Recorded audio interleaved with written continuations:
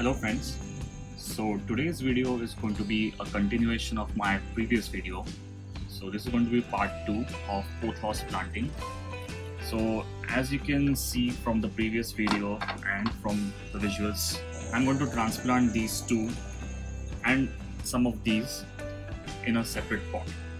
So this is the container which I'm going to use for repotting. It's just a recycled plastic bottle of soda and it has been painted, and I have attached a jute string on top of it. My idea is I'm going to just replant these pothos cuttings into this container, and then I'm going to hang this somewhere in my patio. So let me quickly talk about the potting mixture that I'm going to use for today's repotting. So this is a 50-50 blend of just regular garden soil and organic compost. From regular garden soil, you can find it from any nursery nearby. And regarding the organic compost, this is very important for the plant's nourishment. So what I've done here is I've just bought the organic compost from my nearby nursery. This particular compost which I'm using today is cow manure, but you can use any kind of organic manure. Either you can make organic manure at your home, but the easiest option is to just buy it from the nearby nursery. It's much more cheaper and much more convenient.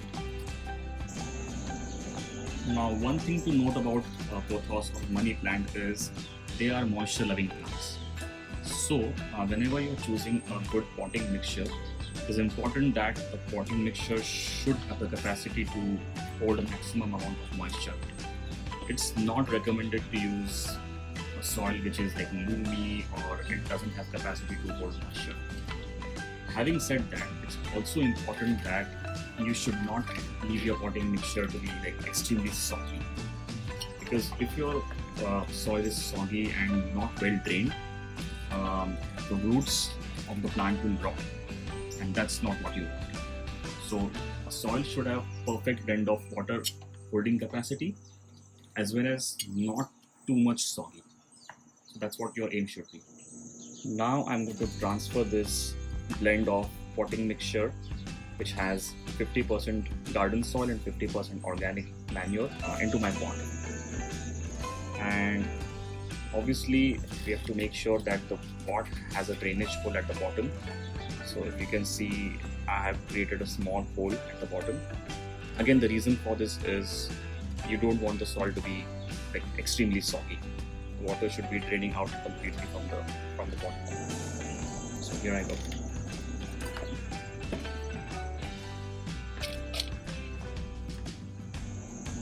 The potting mixture has been added to my container. Now it is important to see that you should never fill the pot completely up to the brim. It's always important to leave at least an inch of room at the top.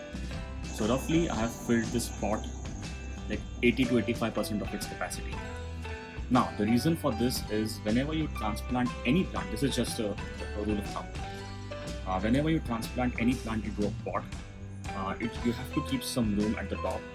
So the reason for this is whenever you add water needs some room to settle down. So that's why it's important to leave at least an inch of room at the top. So today I'll be transplanting 3 of these cuttings.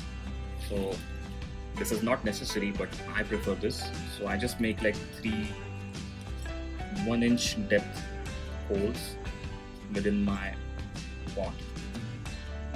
Again, this is an optional step, it's not really necessary. Then I'm going to simply lift these up.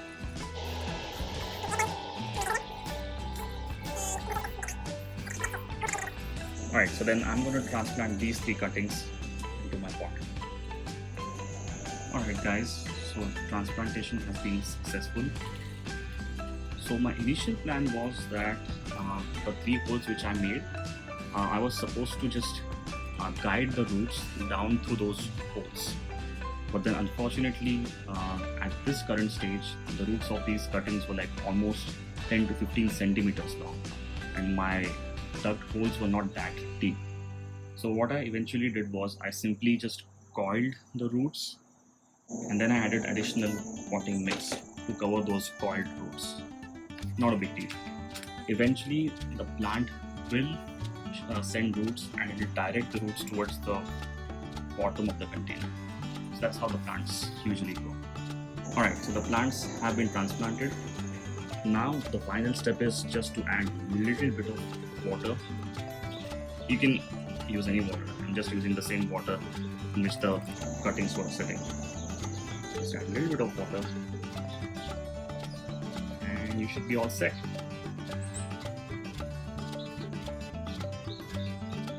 Now remember, as I said earlier, pothos or money plant is a tropical plant and this plant loves moisture. So never allow your soil to get dried up. It's always important that the soil is moist, but water should not be sitting in the container. That's the key. Cool. So this is done. The last step is obviously to just hang this wherever I want. So I've already decided a spot in my patio. Right there.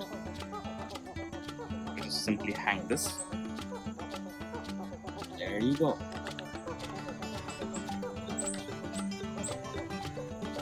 Perfect. Looks good. Where I currently live, it will get extremely cold in a month or two. Like right now we are in the month of September. End of September, even October would be fine, but then after that things will start to get really cold. So I will definitely be moving this pot somewhere indoors, because since money plant is a tropical plant, it will not tolerate extreme cold. So it's important that you monitor the temperature and you monitor the conditions. You should not subject your money plant to the extreme cold climates. And that's it in this video.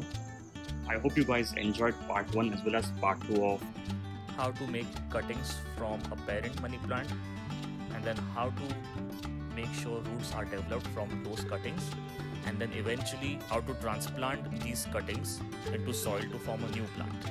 Please let me know in the comments box what you'd like to see next. Until next time, bye bye.